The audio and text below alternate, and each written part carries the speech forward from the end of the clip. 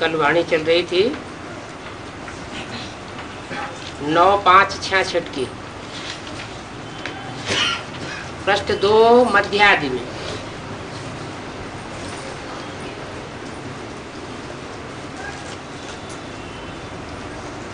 बाप कहते हैं मैं टीचर हूं, तुमको पढ़ाने के लिए टीचर हूं। ऐसे नहीं कि हे टीचर हम पर कृपा करो। तुम कृपा आदि क्या मांगते रहते हो? आशीर्वाद तो जन्म से ही लेकर के आए हो, तो कृपा आदि मांगने की क्या बात है? बाप के बच्चे बने, आकर के माँ बाप की मिल्कियत के मालिक बने, और आशीर्वाद क्या करेंगे? बच्चा पैदा हुआ और बाप की मिल्कियत का मालिक बन गया। बाप तो कहते हैं क्या कृपा करें। यहां तो कृपा की बात नहीं है, सिर्फ बाप को याद कर रहा है। ये भी किसी को पता नहीं है कि बाबा बिंदी है। अभी तुमको बाप ने बताया है, सभी कहते भी हैं परमपिता परमात्मा, गॉडफादर, सुप्रीम सोल। तो परमात्मा ठहरा ना, वो है सुप्रीम बाप। बाकी सब हैं आत्माएं, नॉन सुप्रीम। सुप्रीम बाप आकर के आप समान बनाते हैं, आकर के जाकर के नहीं, आते हैं और आकर के बाप समान बनाते हैं। माना सब बच्चों को निराकारी स्टेज में स्थिर कराते हैं, और कुछ नहीं। कोई की बुद्धि में होगा कि क्या बेहद का बाप जो स्वर्ग का रचयिता है वो आकर स्वर्ग का मालिक बनाते हैं। तो अभी जानते हो, देखो कृष्ण के हाथ में स्वर्ग का गोला है। गर्भ से बच्चा जब बाहर निकलता है तब आयु शुरू होती है। 6 मास गर्भ में रहा, वो भी गिनती करनी चाहिए।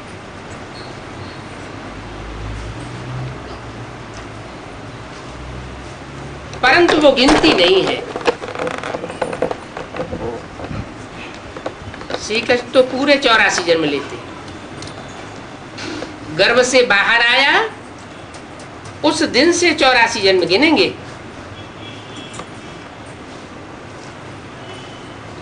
लक्ष्मी नारायण को तो बड़ा होने में 20-25 वर्ष लगे ना,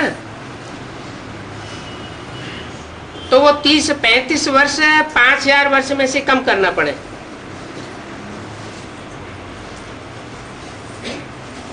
कृष्ण तो गर्भ से बाहर निकला और पूरे 84 जन्म लिए।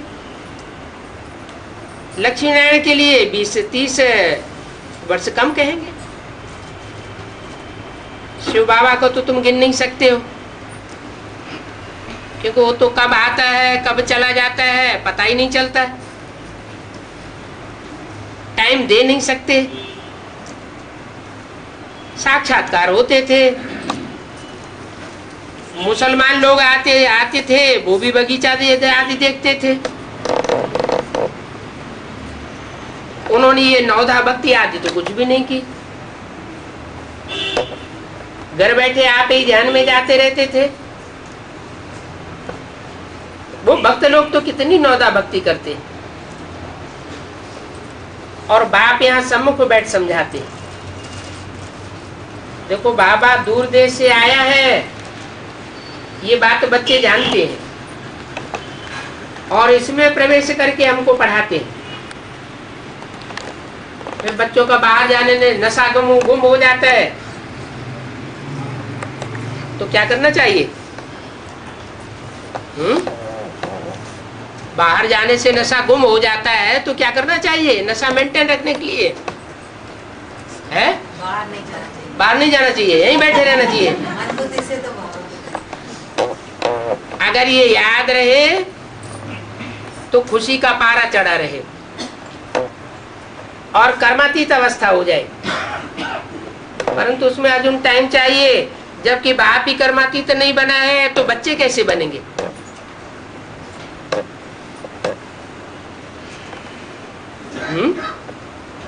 तो सारा मदार किसके ऊपर आ गया? बाप के ऊपर। कौन से बाप के ऊपर? ह्यूमैनिटी का जो बाप है वो जब तक कर्मातीत अवस्था नहीं बना है तब तक किसी की कर्मातीत अवस्था नहीं बन सकती। और ह्यूमैनिटी का बाप क्यों कर्मातीत नहीं बन रहा है अभी तक? क्या कारण है?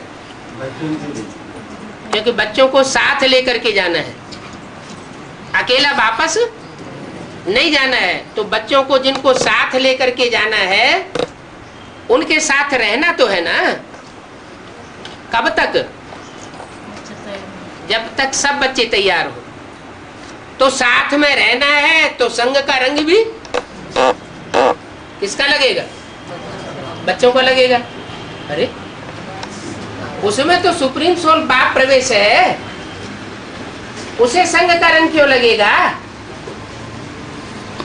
लगना चाहिए है? नहीं लगना चाहिए? है? लगना चाहिए। एक कोई लगना चाहिए या सबको लगना चाहिए? सबको क्यों है? एक सुप्रीम सोल बाप एक मुकर्रर रथ में आता है, तो जिस एक मुकर्रर रथ में आता है उसके लिए गारंटी होनी चाहिए कि उसको संग का रंग न लगे। बाकी जो रुद्रमाला के मणके हैं जिनमें मुख दिखाए जाते हैं यादगार प्रवेशता की, उनको भले संग का रंग लगता रहे, क्योंकि वो तो मुकर्रर नहीं है। मुकर्रर तो एक ही है। तो आखिर निराकरण क्या हुआ है? परसेंटेज नहीं,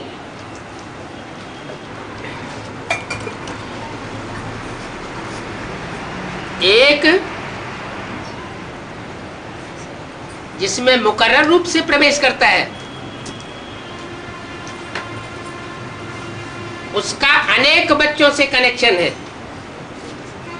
क्योंकि 500 करोड़ बच्चे हैं। इब्राहिम बुद्ध क्राइस्ट के लिमिटेड बच्चे, तो जिसका अनेकों से कनेक्शन होगा है तो आत्मा ही ना। भले आत्माओं के बीच में पार्ट बजाने वाली परमात्मा है, लेकिन जो बात जो नियम एक आत्मा के लिए लागू होगा वो सभी आत्माओं के लिए लागू होगा।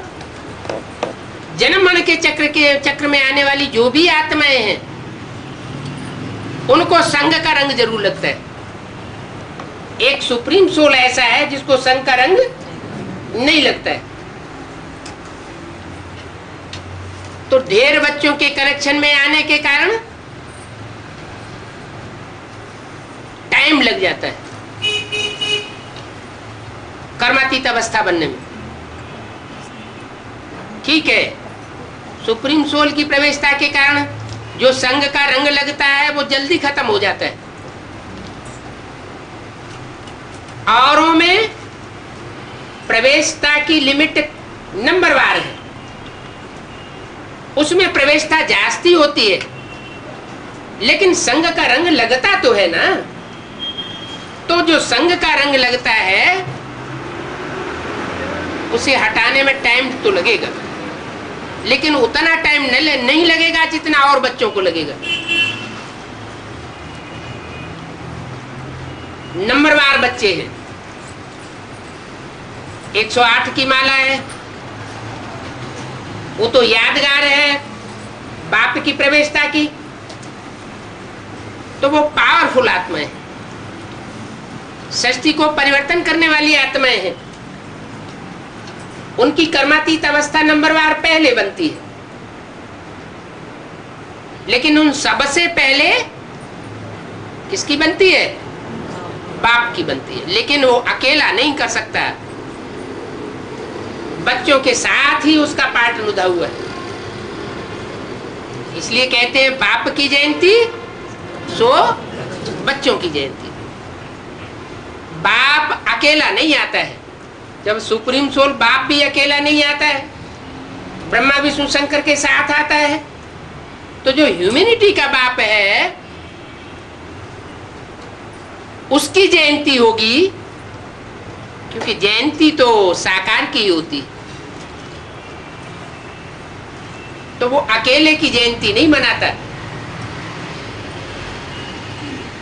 नई दुनिया का संगठन प्रत्यक्ष होगा तो एक से नहीं होगा,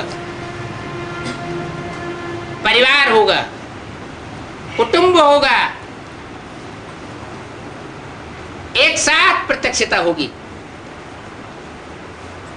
तो बताया सबसे पहले मम्मा को अच्छा पोजीशन गया है।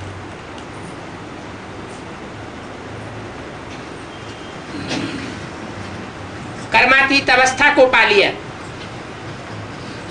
कौन से शरीर से? स्थूल शरीर से या सूक्ष्म शरीर से? कर्मातीत अवस्था को मम्मा बाबा ने पाया तो कौन से शरीर से पाया? स्थूल शरीर से कर्मातीत अवस्था को पा लिया, लेकिन सूक्ष्म शरीर का बंधन उनको अभी भी है। शरीर के दुख सब दूर हो गए। बाबा भी चाहते क्यों न वहां जाए, सर्विस करे, क्योंकि उस समय ब्रह्मा बाबा ने शरीर छोड़ा नहीं था। तो उनकी भी ये आस थी कि जैसे मम्मा शरीर छोड़ करके चली गई, सूक्ष्म वतनवासी बन करके सूक्ष्म शरीर धारण करके सर्विस करती है, वैसे मैं भी जा करके सर्विस करूं। मम्मा को तो बहुत अच्छी लिफ्ट मिल गई।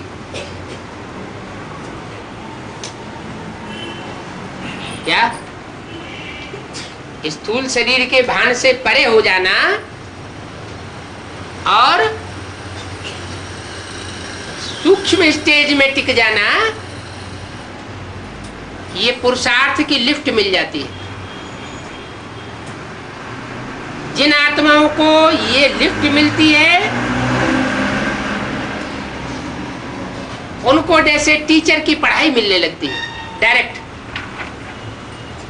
अंदर ही अंदर मनन चिंतन मंथन तीव्रता से चलता है और देह का भान भूल जाता है। सेवा की प्लानिंग बुद्धि में चलती है, नई दुनिया का नजारा बुद्धि में चलता है, ज्ञान के पॉइंट्स का मनन चिंतन मंथन बुद्धि में चलता है और स्थूल देह का भान छूट जाता है। लेकिन मम्मा को तो शरीर ही नहीं है, जैसे कि अभी बाबा को भी शरीर नहीं है। बहुत से ऐसे बच्चे हैं जिन्होंने शरीर छोड़ करके सूक्ष्म शरीर धारण कर लिया है, अपना चोला तो नहीं है। तो क्या वो आत्माएं सर्विस नहीं करती है? और सर्विस ऊपर करती है या नीचे करती है? नीचे करती है। तो जो नीचे सर्विस कर रही है वो जरूर बच्चों में प्रवेश करके सेवा करती है। जैसे शिवबाप प्रवेश करते हैं वैसे वो सूक्ष्म शरीरधारी आत्माएं भी प्रवेश करती है। तो ये लिफ्ट मिलने की बात है। सूक्ष्म स्टेज में टिकना, इसमें दुख की कोई बात नहीं है। अब देखो श्री कृष्ण की आत्मा को अंतिम जन्म में फुल ज्ञान है,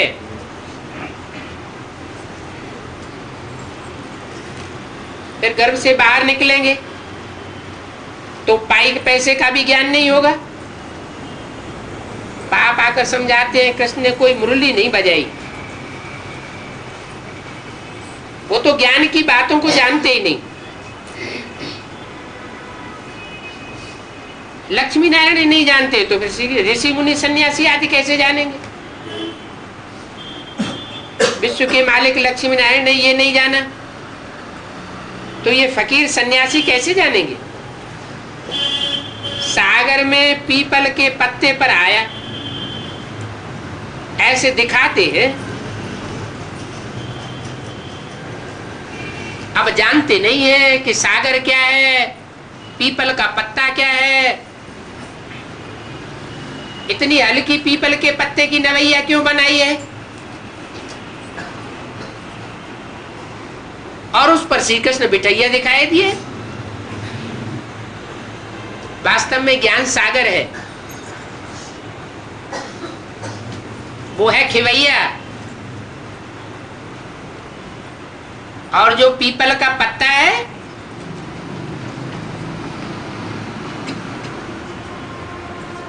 वो ब्रह्म वृक्ष माना जाता है। पीपल,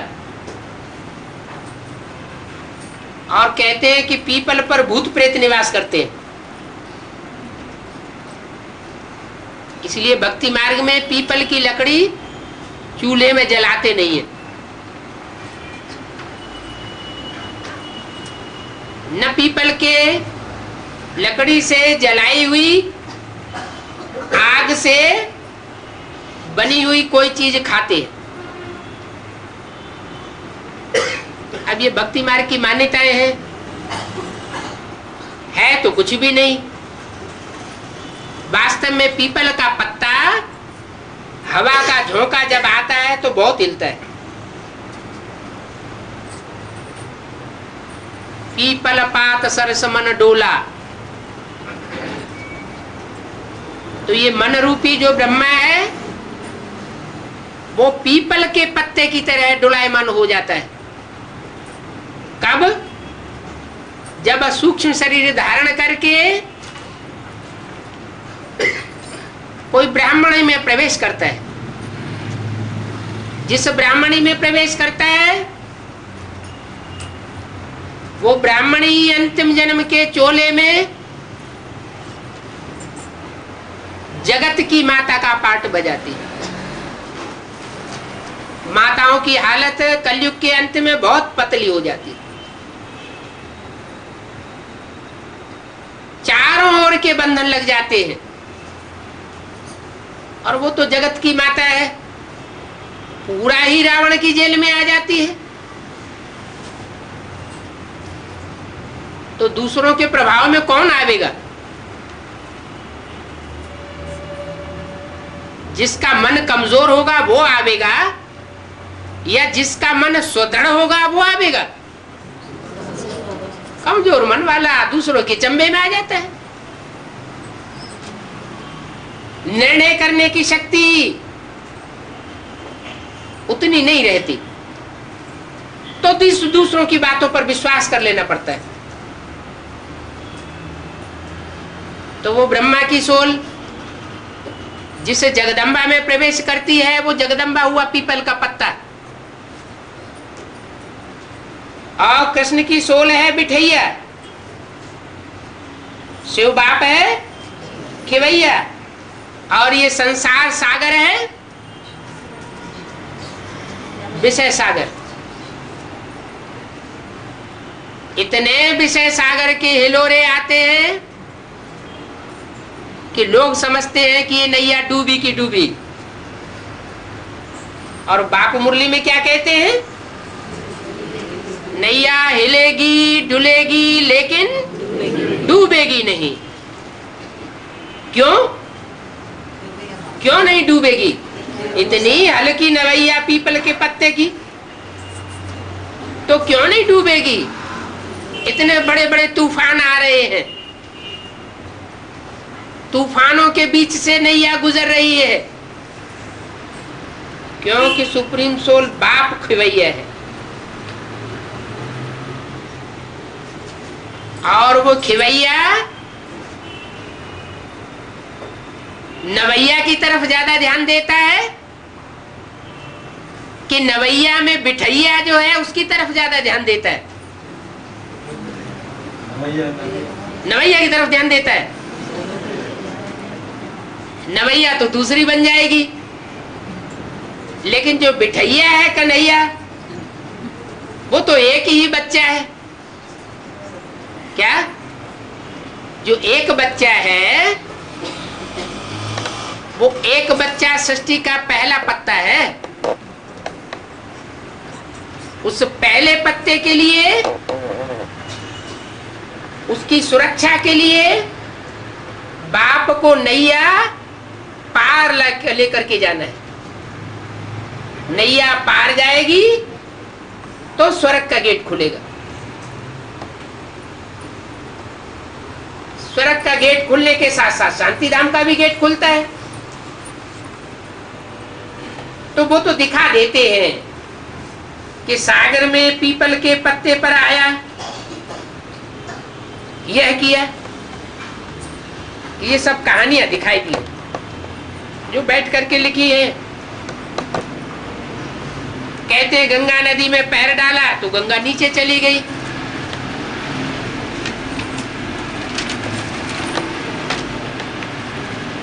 नौ 566 की वाणी का 3रा पेज। अब विचार करो, मनुष्य कितनी बातें न बना सकते हैं।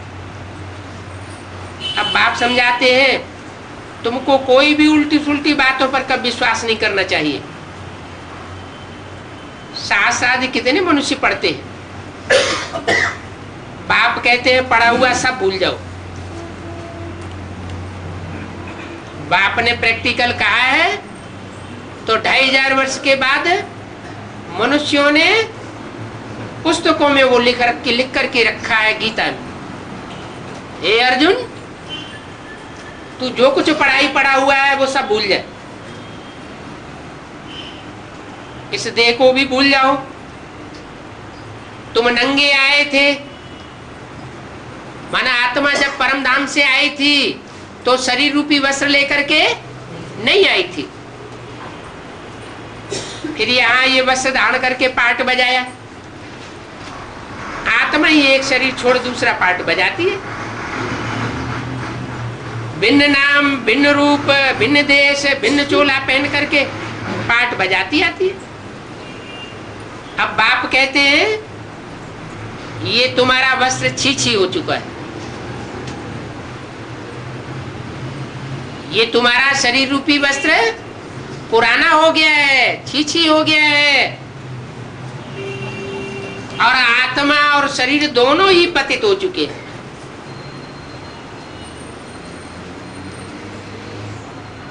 आत्मा को ही श्याम और आत्मा को ही सुंदर कहा जाता है। आत्मा प्योर थी तो सुंदर थी, फिर काम शिक्षा पर बैठने से काले बने। कब से काम शिक्षा पर बैठे? द्वापर युग से कौन आया? इब्राहिम आया, इस्लाम धर्म आया, वहां से काम विकास शुरू हुआ। तो काम शिक्षा पर बैठने से काले बने। न इस्लाम धर्म आता, न व्यभिचार बढ़ता, न काले बनते। ज्यों ज्यों व्यभिचार बढ़ता जाता है, क्यों त्यों आत्माएं और उनके शरीर रूपी वस्त्र छी बनते जाते हैं, बदबू बढ़ती जाती है, ग्लानि होती जाती है। अब फिर बाप ज्ञान शिक्षा पर बैठाते हैं। पतित पावन बाप कहते हैं मुझे याद करो। किसे याद करो? और कौन कहते हैं? पतितों को पावन बनाने वाला बाप कहते हैं। माना नीचे वाला नहीं है पतितों को पावन बनाने वाला। दो सोल है, एक सुप्रीम सोल और दूसरी मनुष्य आत्माओं का बाप। वो नीचे का पार्टधारी है, वो सदैव ऊंची स्टेज में रहने वाला है। कौन? Supreme soul. बल इस सृष्टि पर आता है तो भी मन बुद्धि से ऊंची स्टेज में रहता है। इसलिए यादगार दिखाते हैं कि शंकर जी सदैव कहाँ रहते थे? कैलाश पर्वत पर रहते थे। अब उन्होंने हिमालय पहाड़ पर जो ऊंची चोटी कैलाश की है वो दिखाई दी है। अब पहाड़ पर रहने की कोई बात नहीं है, ये तो ऊंची स्टेज में रहने की बात है कि परमात्मा बाप बरस सुप्रीम सोल इस सृष्टि पर आता है तो साकार सृष्टि पर आते हुए भी, छीछी शरीर में आते हुए भी ऊंची स्टेज में रहता है। तो जो भी बच्चे कनेक्शन में आते हैं उनकी भी कैसी स्टेज हो जाती है? ऊंची स्टेज हो जाती है। चेहरे चमचमाने लगते हैं, आत्मा में शक्ति की अनुभूति होने लगती है। तो बोला पतित पावन बाप कहते हैं मुझे याद करो तो ये खाद निकल जाएगी। काहे की खाद है? ये जो दूसरे दूसरे धर्मों की खाद पड़ी है ना, संग के रंग की, वो निकल जाएगी। जैसे सोने में तांबा डाला जाता है, चांदी डाली जाती है, लोहा डाला जाता है, तो उसकी कीमत घटती जाती है।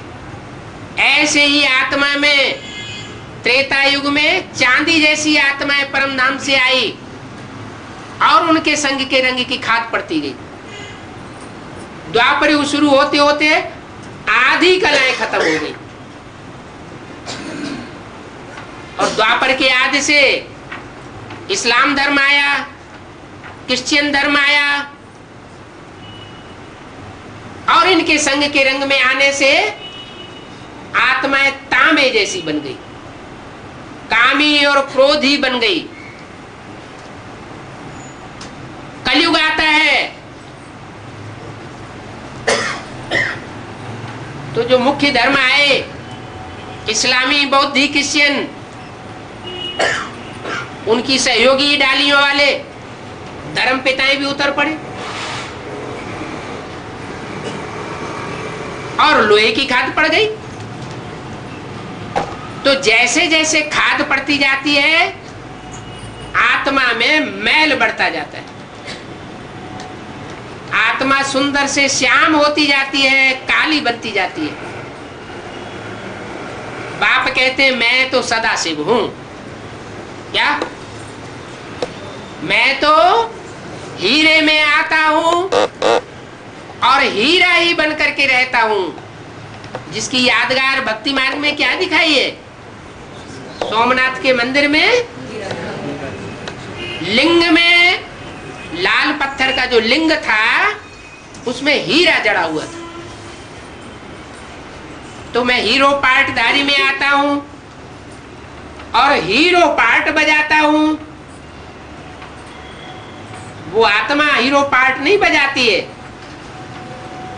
मैं उसमें हीरो पार्ट बजाता हूं। ब्रह्मा के चोले में भी प्रवेश करता है तो ब्रह्मा की सोल सहन शक्ति का पार्ट नहीं बजाती है। कौन बजाता है? सुप्रीम सोल पार्ट बजाता है। तो मैं हीरे में आकर के हीरो पार्टधारी का पार्ट बजाता हूं और मेरे संग के रंग में जो बच्चे आते हैं वो भी हीरे समान चमक मारने वाले बन जाते हैं। आंखों में भी चमक आ जाती है, चेहरे में भी चमक आ जाती है, मन बुद्धि में भी चमक आ जाती है।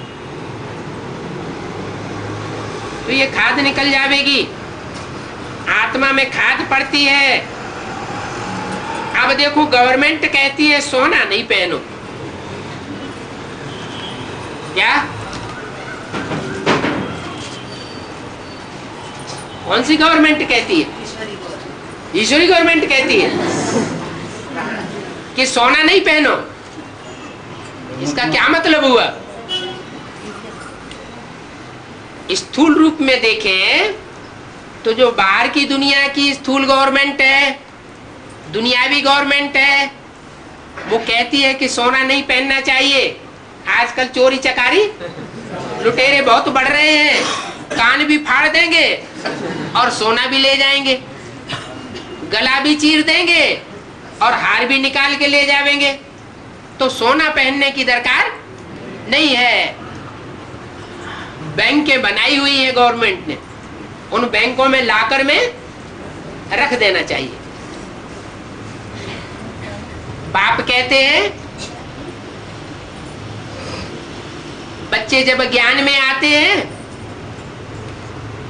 तो लौकिक दुनिया के संग के रंग में आते हैं तो लोहे की जंजीरें धारण की हुई होती है, और जब अलौकिक ब्राह्मण परिवार के संग में आते हैं तो कौन सी जंजीरें धारण कर लेते हैं? सोने की जंजीरें धारण कर लेते हैं। अब ये सोने की जंजीर धारण करने का टाइम नहीं है। इन देवताओं के संग के रंग से तुम पावन नहीं बनोगे। जो बेसिक नॉलेज में चलने वाली आत्माएं हैं वो सब क्या बनेगी? सत्युग त्रेता में देवता बनेगी।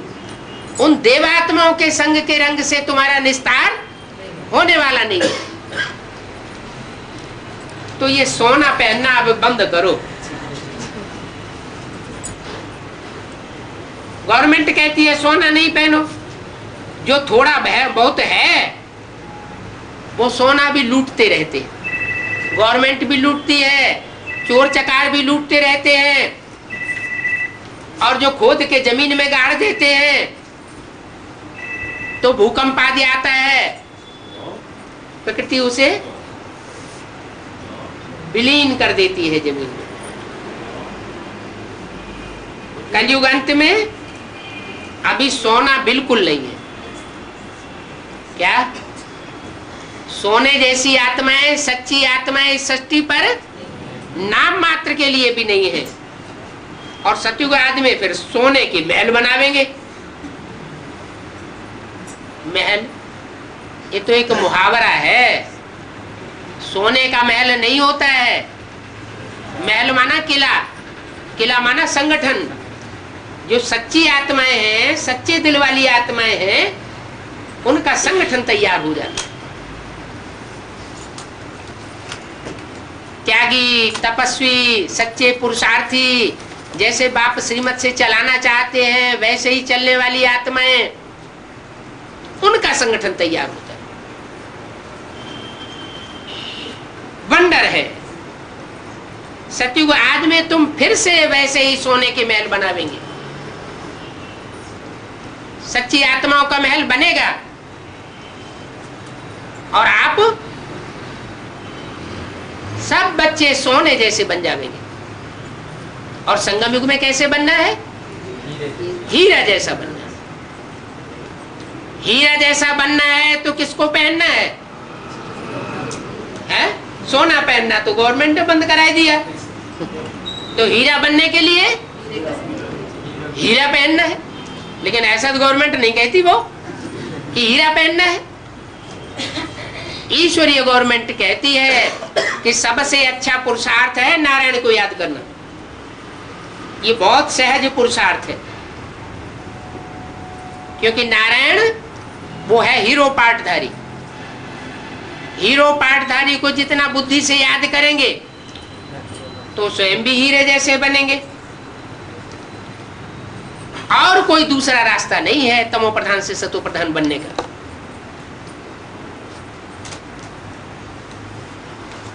ओम शांति।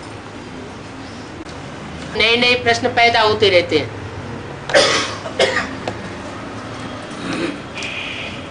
पहले भी कई बार बात बताया था कि सेवादारियों को एक छोटी डायरी रखनी चाहिए पॉकेट में। जो प्रश्न आते रहते हैं वो उसमें नोट करते रहे। आपस में भी जो पुराने स्टूडेंट्स हैं उनके बीच भी डिस्कस कर सकते हैं। लेकिन कभी कभी संतुष्टि नहीं होती है, तो जब बाबा आते हैं तो उनसे क्लियर कर लेना चाहिए।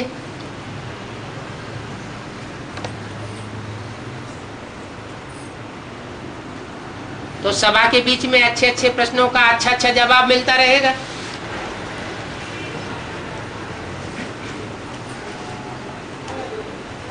लेकिन कहते हैं बाबा जब आप आते हैं सामने तो हम सारे प्रश्न ही भूल जाते हैं। तो डायरी में अगर लिखा हुआ होगा तो याद आ जाएगा। है किसी के पास डायरी? अच्छा, बुद्ध रूपी डायरी नहीं?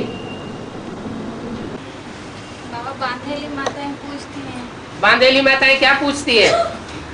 कि क्लास करने के लिए जाने नहीं देते। क्लास करने के लिए जाने नहीं देते? क्लास माने क्या होता है? कोर्स भी सुनने नहीं देते। क्लास माने क्या होता है? क्लास माना संगठन।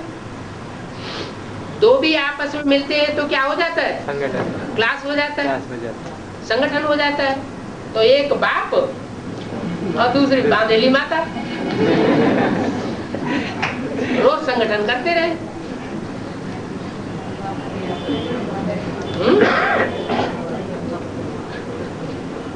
इससे बढ़िया संगठन और कोई होता नहीं। और माया बेटी है? माया बेटी कोई और चीज थोड़ी ही होती है। अपनी कमजोरी माया बेटी होती है।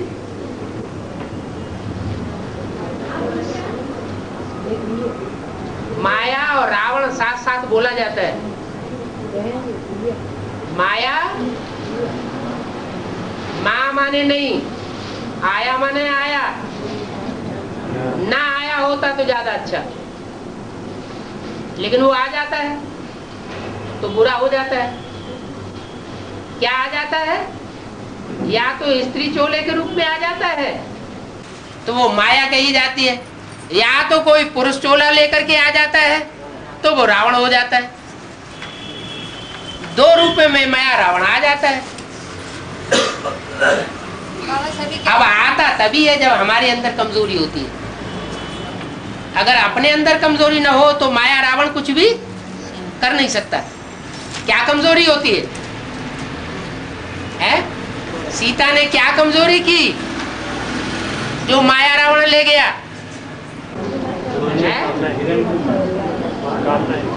हाँ, श्रीमत की लीका को पार कर दिया, क्रॉस कर दिया। तो कोई न कोई श्रीमत की बात को हम उल्लंघन करते हैं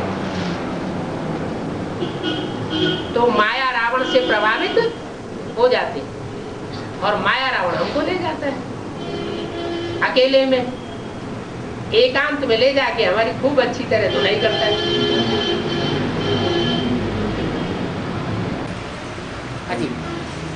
सब कोर्स पूरा सुनने के बाद सभी जो कहते हैं आप भी यही कहते हो, ऐसा कहते हैं? क्या कहते हो? जो सभी लोग यही कहते हैं कि परिवर्तन होना है, ये होना है, वो होना है, वो आप भी वही कहते हो? क्या अंतर है? कुछ भी नहीं है। हमारा भी बाबा है, हमारा भी गुरु है, ऐसा कहते हैं। हमारा भी गुरु है? हाँ। तो अपने गुरु को पकड़ो। गुरु मर जाए तो चेले को पकड़ लेना, चेला मर जाए तो उसके चेले को पकड़ लेना। हमारा गुरु तो हम बताते हैं एक ही बार आता है, 5000 साल में एक ही बार आता है और कलयुग को पलट के सतयुग बना के जाता है। तुम्हारे गुरु तो 2500 साल से एक चेले दर चेले बनते चले आए, दुनिया तो नीचे ही गिरती चली गई। इस बात का जवाब उनके पास नहीं होगा। हमारा गुरु तो कल्पांतकारी है, हमारा गुरु सद्गुरु है, पूरे कल्प का अंत कर देता है, सतयुग की स्थापना कर देता है, इसलिए सतगुरु है। वो गुरु तो मर जाते हैं तो भी कलयुग का कलयुग ही बना रहता है। हमारे गुरु तो कल्पांतकारी है, हमारा गुरु सद्गुरु है, पूरे कल्प का अंत कर देता है, सतयुग की स्थापना कर देता है, इसलिए सतगुरु है। वो गुरु तो मर जाते हैं तो भी कलयुग का कलयुग ही बना रहता है।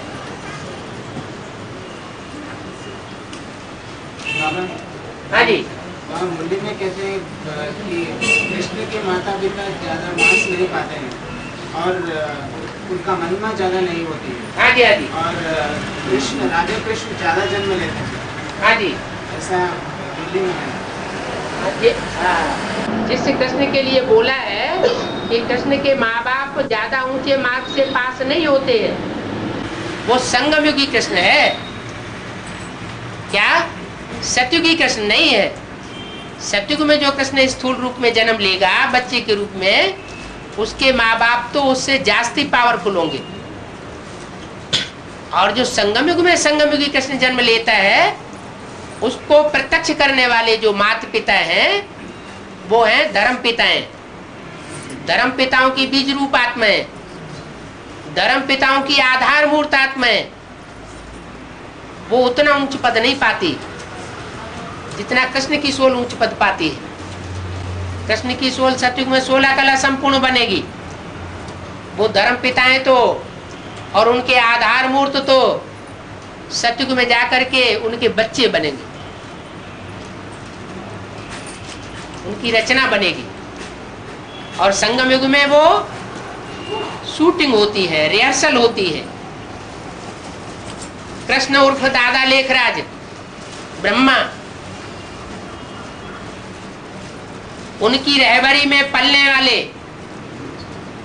उनके रहते बहुत जास्ती मान सम्मान लेने वाले, उनका सारा कारोबार संभालने वाले जो ब्राह्मणों की संगम युगी दुनिया में हुए, वो सब की नजरों में हैं। ब्रह्मा बाबा ने जीवन रहते अपना कारोबार कौन से भाई के हाथों में सौंपा? विश्व किशोर भाऊ,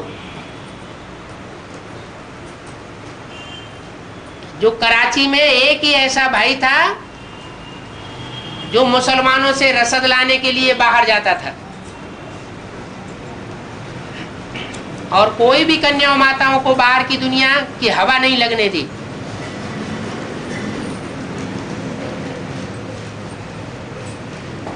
तो मुरली में बोला है, तुम बच्चे किसी को कराची में देखते ही नहीं थे, तो संग का रंग किसका लगेगा?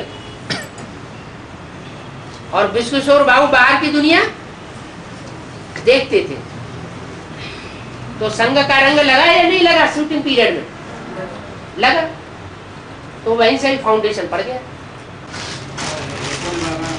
है। ब्रह्मा के 5 मुख दिखाते हैं, और उसमें से एक मुख तो शंकर की आत्मा निकाल दिया। हाँ जी। और जो भी 4 है उसमें जो कमला देवी दीक्षित है, हाँ जी। ये भी बात है, जिसमें मैं प्रवेश करता हूँ उनको ब्रह्मा कहा जाता है। हाँ? ऐसे तो कमला देवी दीक्षित में भी शिव बाबा का प्रवेश होते हैं। 108 मणकों में प्रवेश नहीं होता। जो रुद्रमाला के 108 मणके हैं नंबरवार, उनमें प्रवेश नहीं होता है क्या? प्रवेश तो होता है, लेकिन कोई ये कह नहीं सकता कि मेरे अंदर शिव बाबा है। जो एक मुकर्रर रथ है वो भी अपने मुख से ये नहीं कह सकता कि मेरे अंदर शिव बाबा है।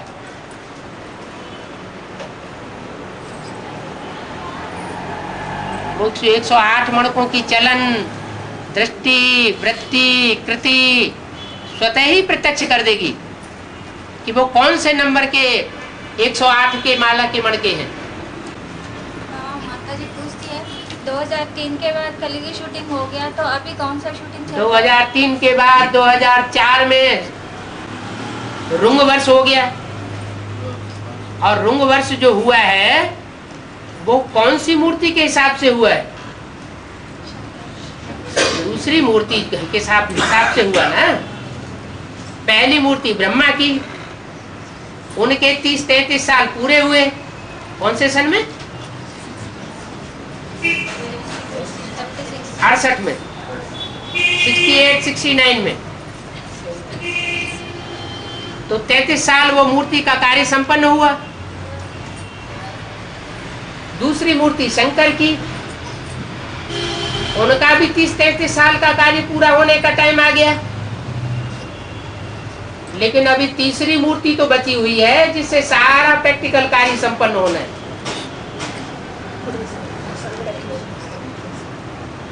तो तीसरी मूर्ति के हिसाब से पहली मूर्ति और दूसरी मूर्ति दोनों के बीच में 7-8 साल का अंतराल रहा प्रत्यक्षता में।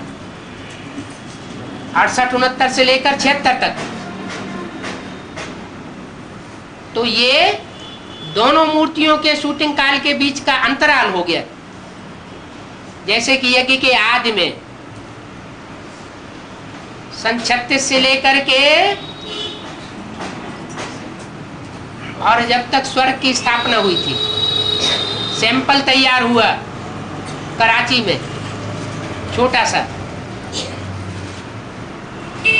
भारतवर्ष के अंदर खून की नदियां बह रही थी, रौरव नरक बन रहा था और वो आत्माएं बड़े आराम से कराची में पल रही थी। नरक के बीच, दुनिया के बीच स्वर्ग का वर्षा देता हूं। तो ये शूटिंग हुई, उसमें 10 साल लगे सामान्य रूप से, वो विशेष रूप से। और सामान्य रूप से कहें कि सतयुग की शूटिंग की शुरुआत हुई सन 60 से 25 वर्ष लग गए पहली मूर्ति का कार्य शुरू होने में, एक्यूरेट।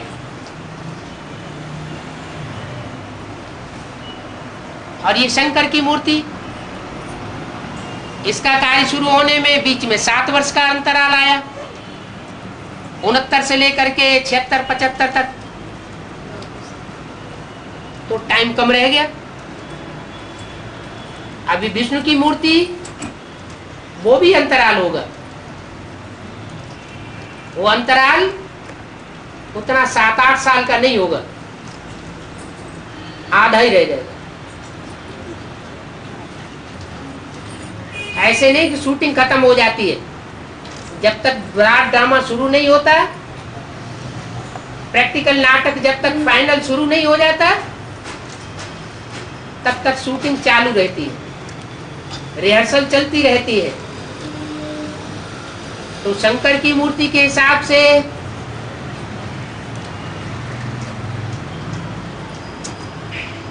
वाचा की और मनसा की शूटिंग समाप्त हुई, मनन चिंतन मंथन का कार्य पूरा हुआ, लेकिन अब प्रैक्टिकल सारा कार्य पड़ा हुआ है। जो पवित्रता की देवी वैष्णवी के संरक्षण में सारा कार्य संपन्न होना है, तो उसे भी आरंभ होने में कुछ टाइम बीच का अंतराल चाहिए। ये अंतराल अभी चलेगा और प्रैक्टिकल कार्य भी संपन्न होगा।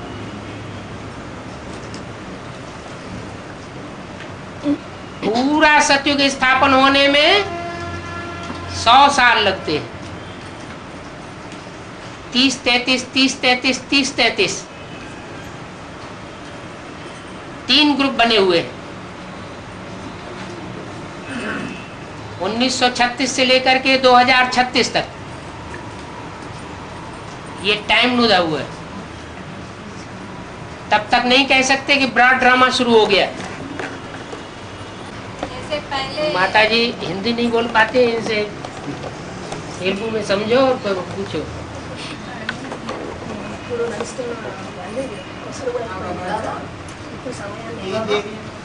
तीन देवियों का खड़े होके पूछो तो थोड़ा। हाँ 3 देवियों का मिला ही गायत्री कहते हैं। हाँ जी, पर भक्ति में 5 मुख दिखाते हैं गायत्री।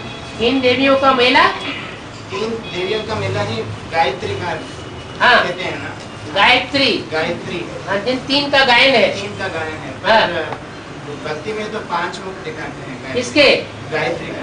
हाँ दिखाते हैं।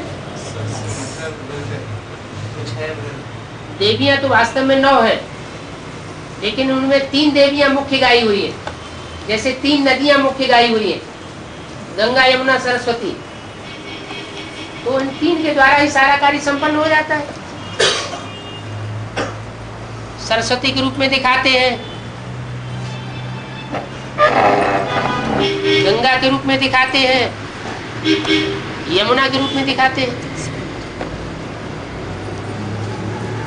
भक्ति मार्ग में तो ब्रह्मा के भी 4 मुख दिखा दिए हैं, 5 मुख दिखा दिए हैं, पंचानन कहते हैं, चतुरानन कहते हैं। तो जहाँ जहाँ जो हिसाब दिखाया है वो उनके अपने अपने संकल्पों के आधार पर उन्होंने अपने शास्त्र लिख दिए। एडवांस कोर्स एक एक आत्मा को देना चाहिए, लेकिन तीन आत्मा तीन चार आत्मा के इकट्ठा करके दे सकते हैं। एक ही परिवार है तो कैसे? एक को बैठ करके कोर्स देंगे तो उसमें अव्यभिचारी दृष्टि का फोर्स भरेगा, अव्यभिचारी वाइब्रेशन का फोर्स भरेगा, अव्यभिचारी वाणी का फोर्स भरेगा। 2, 4, 8 या हुजूम को बैठ करके कोर्स देंगे तो दृष्टि का व्यभिचार, अलग अलग प्रकार की दृष्टि वाले लोग बैठे हुए, दृष्टि का व्यभिचार होने की संभावना है, वृत्ति का वाइब्रेशन टूटने की संभावना है। एक कुछ संकल्प चलाएगा, दूसरा कुछ संकल्प चलाएगा, तीसरे को कुछ वाइब्रेशन होंगे, और एक एक प्रश्न पूछेगा, दूसरा सोएगा, उसको उस प्रश्न में कोई इंटरेस्ट नहीं आएगा। तो वो वाचा से भी विचार फैलता है। इसलिए अगर पक्का वारसदार निकालना है तो एक आत्मा को ही बैठ करके समझाना चाहिए। ये तो आज के गुरु हैं कलयुगी दुनिया के, जो पैसा कमाने के चक्कर में हुजूम को बैठा करके प्रवचन दे देते हैं और वो मंत्र धारण कर लेते हैं गुरु का। बाकी यहाँ कोई मंत्र धारण करने की बात तो है नहीं। हाँ जी, देर आ रही है। हाँ, हैंड्स कम है कोर्स कराने वाले। काहे हैंड्स कम है? इतनी ढेर सारी माताएं बैठी हुई है। उनकी एरिया में जो निकलते हैं वहाँ नजदीक पड़ता है। ये तो चारों तरफ से है ना हैदराबाद सिकंदराबाद में। हाँ, जो नजदीक है मल्लापुर कोई कहाँ से? हाँ, तो ये हैदराबाद में ढेर सारी माताएं हैं, निर्बंधन माताएं हैं। निर्बंधन माताएं 1-2 कन्याओं को साथ लेकर के जाकर उनको कोर्स दें, कन्याओं को या वो लोग उधर आ जाए। जिसको लेना होगा कुआ प्यासे के पास जाएगा या कुआ प्यासे के पास आएगा। जो प्यासा होगा वो कुएं में आएगा, कुआ तो तैयार है ना।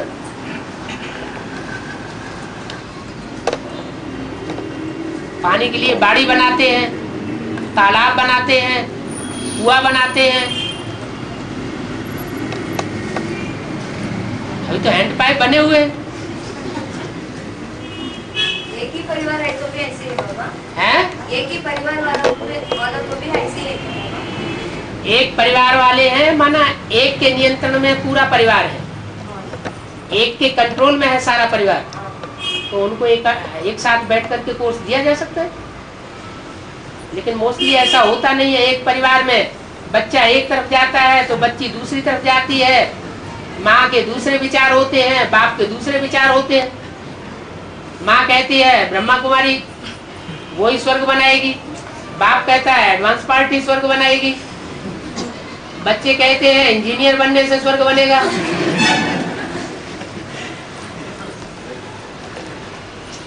वो परखना है कि कौन से परिवार को इकट्ठा करके ज्ञान देना है और कौन से परिवार के भांतियों को अलग अलग करके देना है।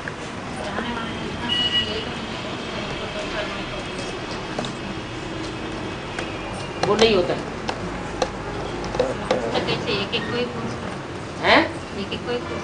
जरूर होना चाहिए। सन्यासियों को पूजा नहीं होते हैं। सन्यासियों की पूजा नहीं होती? क्यों? उनकी आरती नहीं उतारते हैं?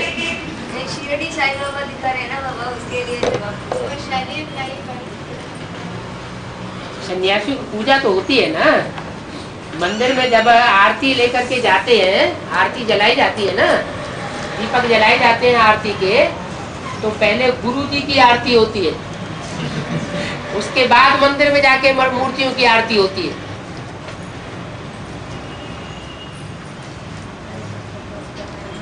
गुरु जी का कहना है कि वो मूर्तियां तो जड़ हैं, उनका साकार रूप से वो हम हैं, इसलिए हमारी पहले आरती उतारो, बाद में जाके मंदिर में आरती उतारो।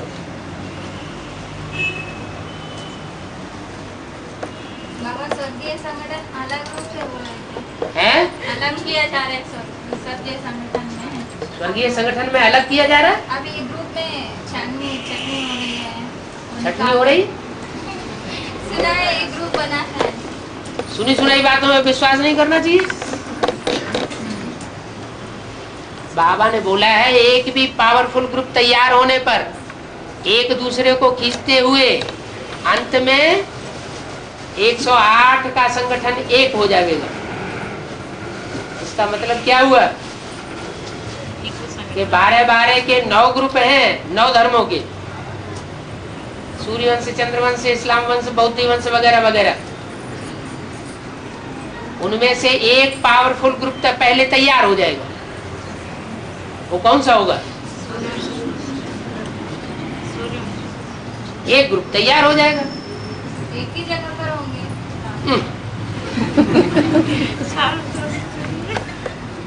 जब एक जगह बताओ कि एक जगह होंगे तो उसका एड्रेस बताओ। इसलिए युक्ति से पूछना होता है एक ही जगह होंगे क्या?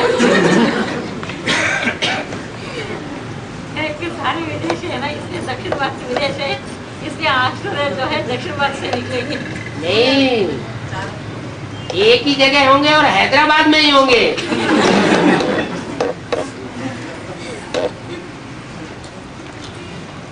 विदेशी उनका कहना है तो सूर्य तो कचड़े को जला देता है। क्या सूर्य क्या करता है? कचड़े को जला देता है। तो सूर्यवंश की स्थापना हैदराबाद में हो रही है, ऐसा समझना चाहिए।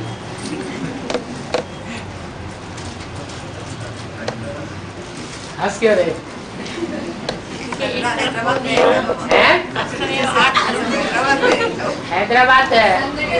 हैदराबाद इंडिया के मध्य में नहीं है क्या? दक्षिण भारत के मध्य में है। दक्षिण भारत से शक्तियाँ निकलेंगी। और क्या, पहले भी सिंध हैदराबाद में कमाल करके दिखाया था। अभी दक्षिण हैदराबाद की बारी है। हैदराबाद आदि में भी था तो हैदराबाद अंत में भी है, और संख्या भी ज्यादा है। हैं? हाँ। अली कहते हैं भगवान को, हैदर अली।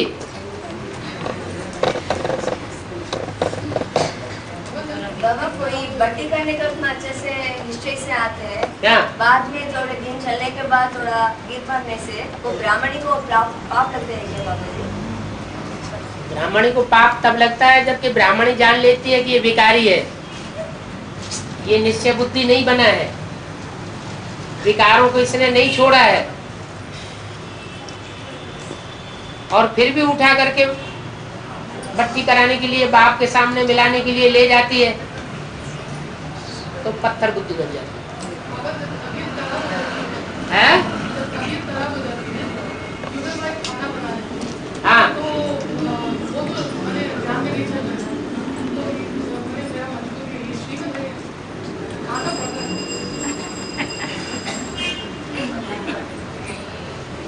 बाबा ने बोला है मजबूरी हालत में ब्रेड और दूध ले सकते हैं।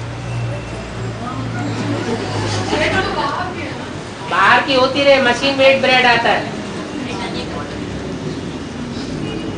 लोगों का हाथ नहीं लगता उसमें। और कच्ची सब्जियों पर भी चल सकता है जीवन, फलों पर भी चल सकता है। हैं? हाँ जी, हाँ जी।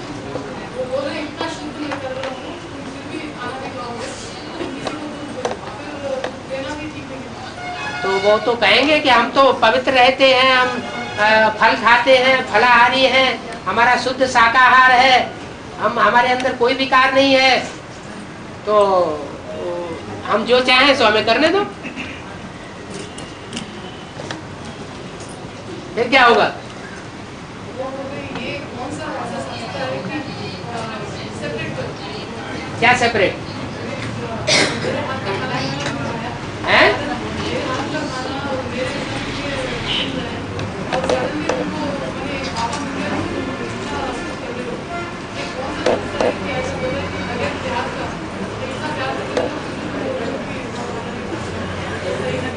बताओ कि आज की दुनिया का प्यार झूठा है, कलयुगी प्यार है ये, है?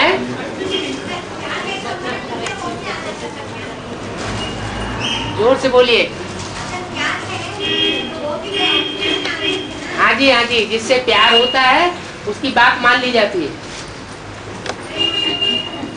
एक तरफा प्यार हो जाता है?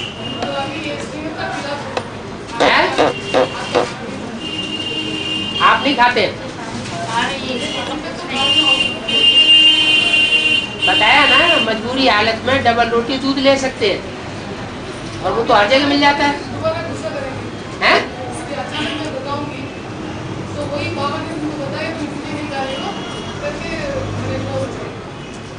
जो कुछ बोलते हैं तो बोलने दो। लौकिक संबंधियों से न कुछ पूछना है, न उनकी मत पर चलना है।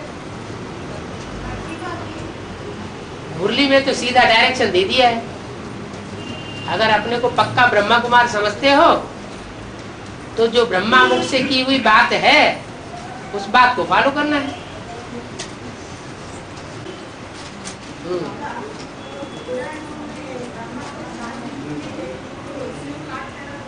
हाँ है, हाँ, ये जो मुख काटा जाता है, मुख काटना माने आत्मा को अलग कर देना, देवान को अलग कर देना। तो जो ब्रह्मा का 5 रूप दिखाए जाते हैं उनमें 4 ब्रह्मा के रूप ऐसे हैं जो देवान वाले हैं। एक ऐसा है जिसका सर अलग हो जाता है, आत्मा अलग हो जाती है, देवान अलग हो जाता है, माने संपन्न रूप प्राप्त कर लेता है।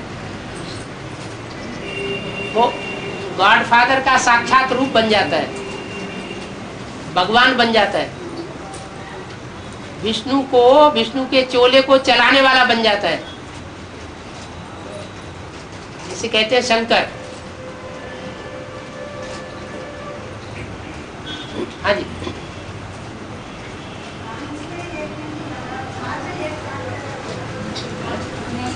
चतुरानंद में एक सिर काटते हैं, वो बता देते। पंचानन माने 5 मुख, उसमें से एक सिर काट दिया तो चतुरानन बचा। अगर 4 में से एक काट दे तो त्रिआनन बचा, वो नहीं कहा जाता। 3 मुख ब्रह्मा के नहीं बोले जाते, 4 मुख।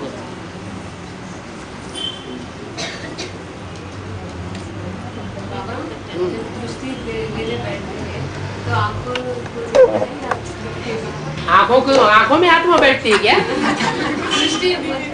हैं? हाँ, आंखों में आत्मा थोड़ी बैठती है, आत्मा तो भ्रकुटी में बैठती है।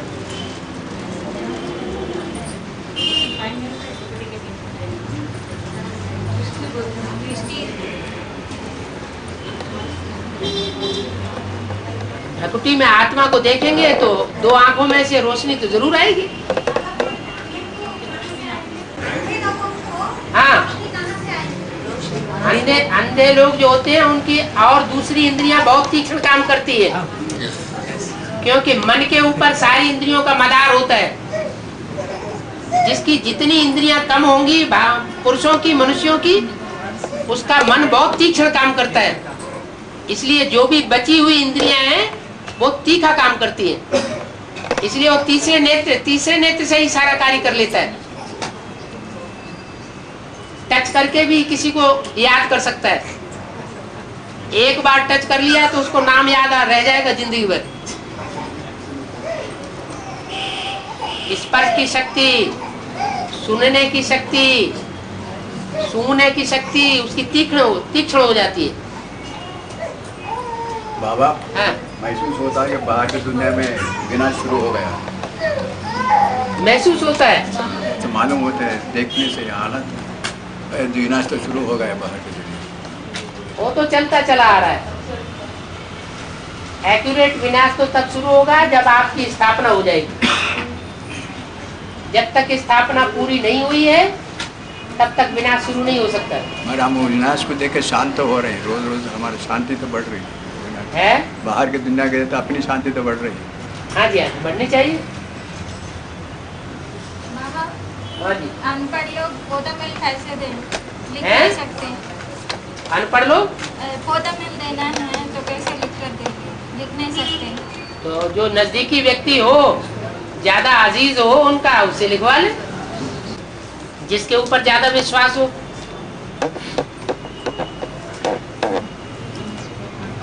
बाबा 108 और 8 में क्या रिलेशन है?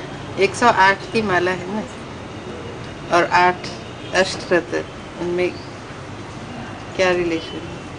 अष्ट रतन और अष्ट देव नहीं, हाँ। अष्टरत्न और 108 की माला। 108 में 8 जो है वो अष्टदेव सहित रतन है 8, और जो बाकी 100 हैं वो विजयमाला से और रुद्रमाला से युगल मण के बनेंगे। 100 अलग है, 8 अलग है, और वो 8 हर प्रकार की माला में ऐड हो जाते हैं। 1000 में भी ऐड होते हैं, 16,000 में भी ऐड होते हैं, 9 लाख की माला होगी उसमें भी ऐड होंगे, क्योंकि हर एक ग्रुप में उनकी श्रेष्ठता दिखाई जाती है। बाबा, राम वाली आत्मा का और शंकर का आत्मा का दोनों का अर्थ एक ही है। शंकर एक आत्मा से नहीं बनता है। शंकर माना मिक्स। राम वाली आत्मा भी है, कृष्ण वाली आत्मा भी है, और शिव भी तीसरे नेत्र के रूप में उसमें प्रवेश है। ज्ञान चंद्रमा अधूरा उसमें प्रवेश है, तो शंकर कहा जाता है। मिक्स पार्ट है। अलग अलग धर्म स्थापना होते हैं ना, हाँ जी। के साथ अष्टदेव जाते हैं स्थापना के लिए, फिर उसके पीछे पीछे 4.5 लाख भी जाएंगे क्या? अष्टदेव धर्म स्थापन करने के लिए नहीं जाते हैं। अष्टदेव जो है वो बाप के साथ रहने वाले हैं, तो वो वर्षा देने के लिए जाते हैं। राजाई का बाप के साथ राजाई का वर्षा देने के लिए जाते हैं। 4.5 लाख हैं? पीछे पीछे नहीं आते। 4.5 लाख 4.5 लाख? हाँ हाँ, वो भी पीछे आएंगे क्या? सारे सूर्यवंशी बनेंगे तब पीछे आएंगे। सब धर्मों में जाएंगे जब, हाँ बिल्कुल जाएंगे। बाबा, माता जी पूछती है माउंट आबू जाकर के सेवा करना मना है क्या? नहीं, कहीं भी जाने आने के लिए बाबा की तो मना नहीं है। किसी भाई ने कहा है कि उनको बाबा ने बताया कि नहीं जाना है। बाबा क्यों मना करेंगे?